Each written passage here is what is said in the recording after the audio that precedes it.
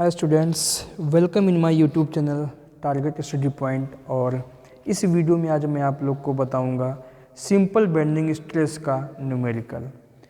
हालांकि इससे पहले भी मैंने कई क्वेश्चंस जो है आपको बता चुका हुआ हूं। अगर आप लोगों ने इस वीडियो को नहीं देखा हुआ है तो उसे ज़रूर देख लेंगे। चलिए क्वेश्चन को देखते हैं। क्या है क्वेश्चन? जो भी वैल्यू दिया होगा उस वैल्यू को भी लिख लेंगे और क्वेश्चन को भी समझते हैं। A 4 metre long beam is simply supported beam, यानी यहाँ पर आपको सिंपली सपोर्टेड बीम दिया गया है और उसकी लंबाई भी आपको दिया गया है। लंबाई कितना है? 4 मीटर। L का वैल्यू 4 मीटर दिया गया है। And subjected to 30 kilo newton concentrated load at mid point, और उस बीम के सेंटर पॉइंट पे 30 किलो न्यूटन का लोड लगा हुआ है।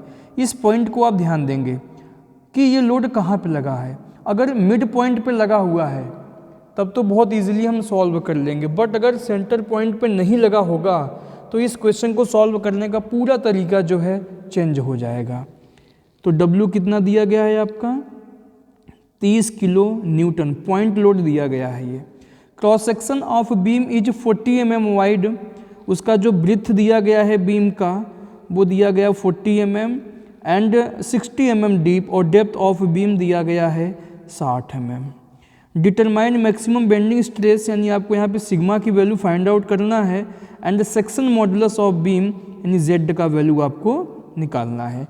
यहाँ पर आपको बेंडिंग स्ट्रेस यानी अधिकतम नमन प्रतिबल निकालना है और आकृति मापांक आपको ज्ञात करना है। जैसा कि मैंने आपको पहले भी बताया हुआ है कि इस चैप्टर में हम जितने भी क्वेश्चन लगाएंगे वो सारे क्वेश्चंस बेंडिंग इक्वेशन से सॉल्व करेंगे। बेंडिंग इक्वेशन क्या होता है? M/I इज इक्वल टू सिग्मा/Y इज इक्वल टू E/R। इसी इक्वेशन से हम सारे क्वेश्चन सॉल्व करेंगे। तो यहाँ पर देखिए W दिया गया है। जब W दिया गया है तो इसका मतलब है कि हमें M/I लेके चलना ही चलना है।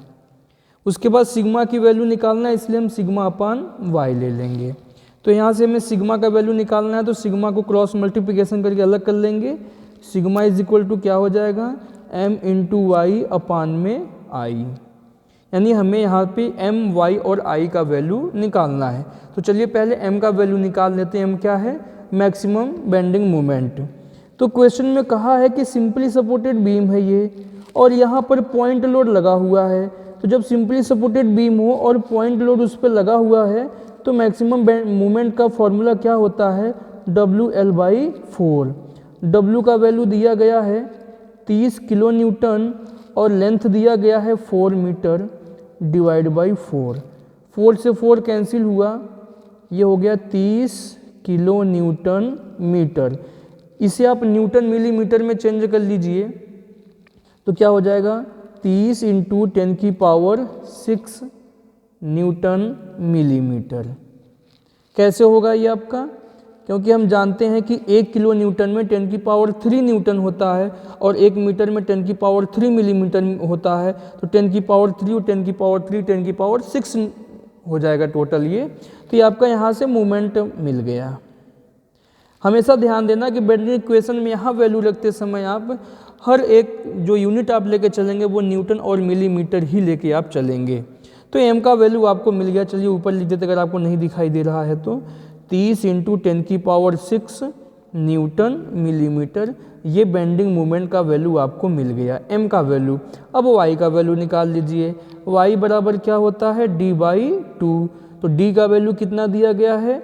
60 mm/2। तो ये हो जाएगा आपका 30 mm। ये Y का वैल्यू भी आपको मालूम चल गया।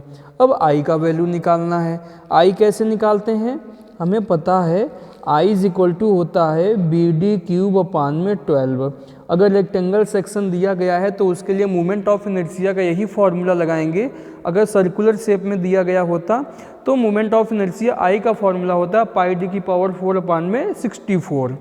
ठीक है, तो यहाँ पर B का वैल्यू और D का वैल्यू पुट कर दीजिए वैल्यू। तो b का वैल्यू है 40, d का वैल्यू है 60 की पावर 3/12। तो 40 इंटू 60 का क्यूब बाई 12, तो ये हो जाएगा आपका 72 इंटू 10 की पावर 4 मिलीमीटर की पावर 4, ये आ गया आपका। ठीक है, तो यहाँ से आपको I का वैल्यू मिल गया। अब हम M, I और Y तीनों वैल्यू रख देंगे, तो यहाँ से हमें सिग्मा की वैल्यू पता चल जाएगा। यहाँ पे रखिए sigma is equal to M। M का वैल्यू कितना है 30 इंटू 10 की पावर 6 इंटू वाई का वैल्यू कितना है 30 अपान में I का वैल्यू कितना है 72 इंटू 10 की पावर 4। तो सिग्मा की वैल्यू निकाल लेते हैं। सिग्मा इज इक्वल टू क्या हो जाएगा, देखिए सॉल्व कीजिए, कैलसी आप भी देखते रहिए। 30 इंटू 10 की power 6 into 30 divide by 72 into 10 की पावर 4,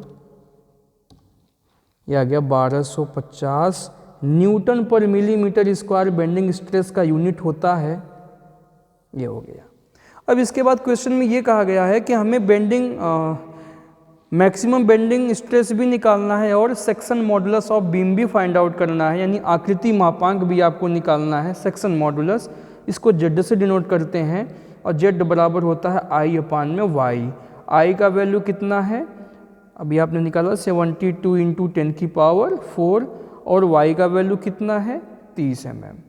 तो ये हो जाएगा आपका, जब इसे सॉल्व करेंगे तो 72 डिवाइड बाई 30 2.4 इंटू 10 की पावर 4, इसका यूनिट मिलीमीटर की पावर 3 होता है सेक्शन मॉडुलस का, ध्यान रखेंगे आप इस चीज़ को। तो ये भी आंसर हो गया आपका, ये भी आंसर हो गया। तो मैं समझता हूँ कि आपको ये लेक्चर बहुत अच्छे समझ में आया होगा। अगर आपको ये वीडियो अच्छा लगा तो आप इस वीडियो को लाइक कीजिए और ज़्यादा से ज़्यादा शेयर कीजिए। अगर हमारे इस यूट्यूब चैनल को आपने सब्सक्राइब नहीं किया है तो कर लेंगे। चैनल का नाम है टारगेट स्टडी पॉइंट। फिर मैं मिलूँगा नए वीडियो में एक अच्छे क्वेश्चन के साथ।